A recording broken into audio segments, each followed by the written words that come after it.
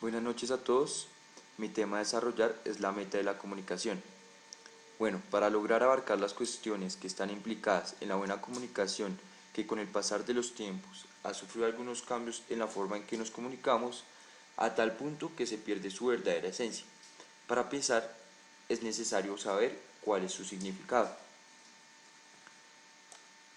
El significado de comunicación, según una fuente confiable como la RAE, es trato y o correspondencia entre dos o más personas. Tenemos que tener en cuenta esta definición para lograr llegar a una conclusión adecuada de este tema para el final. Dejando a un lado su definición, nos vamos a centrar en sus características.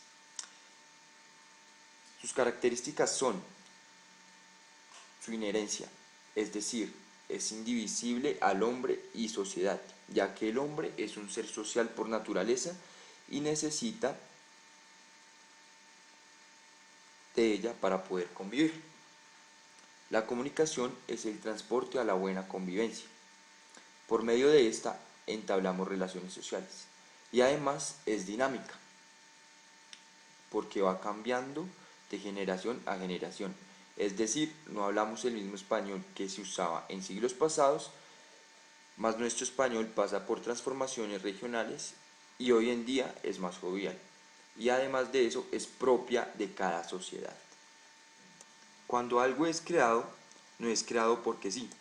Como todo lo creado, la comunicación también tiene sus objetivos.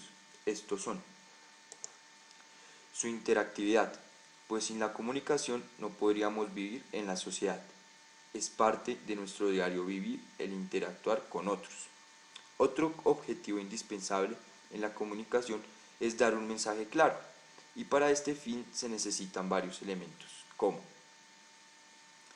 el emisor, que es el encargado de enviar el mensaje, y aparte de eso debe conocer el público al que se debe llegar. El trabajo del receptor es escuchar atentamente y no quedarse con un conocimiento superficial, sino profundizar en ese mensaje. Quizás ese mensaje sea un intento de persuasión o manipulación. El código es la vía de la comunicación, en nuestro caso puede ser el idioma, determinado y conocido por un grupo social. También entra en lenguaje de manos, señas y gestos. El contexto, en este caso, sería el uso adecuado del código. Y por último, y lo más importante de este proceso, la retroalimentación es quien determina si el mensaje fue bien percibido o no. Ahora, seguimos con el lenguaje de la comunicación.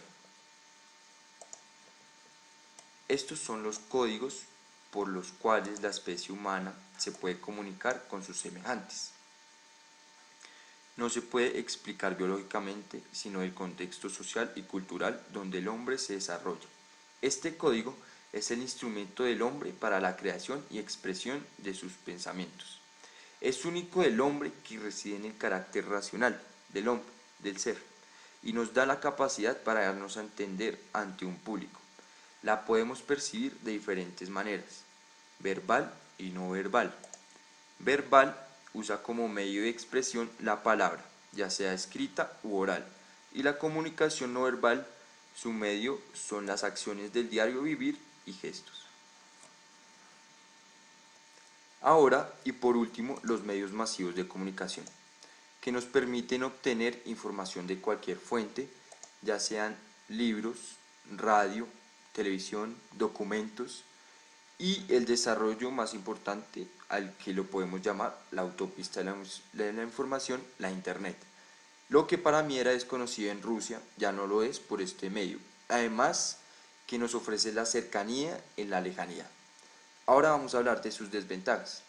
Sin embargo, no todo es color de rosas y buscar información en la red no puede ser tan bueno que digamos. Nos podemos encontrar con información manipulada. Y le añadimos a esto que las personas se están volviendo individualistas, factor de interrupción de las relaciones humanas, y no existe preocupación alguna por sus congéneres, solo se concentran en sus necesidades. Por último, como conclusión, ¿se acuerdan que al principio de la explicación de la definición de comunicación, su significado era trato, correspondencia entre dos o más personas. Pues esto está cambiando y por los medios masivos se está perdiendo la esencia de la comunicación, que es la cercanía entre los individuos.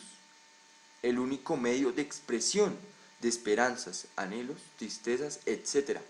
No estoy diciendo que los medios masivos sean malos, pero por esto se pierde la esencia de la comunicación. Cuando hablemos con alguien, apartemos tiempo para escuchar y responder. Como reflexión, esa es la comunicación.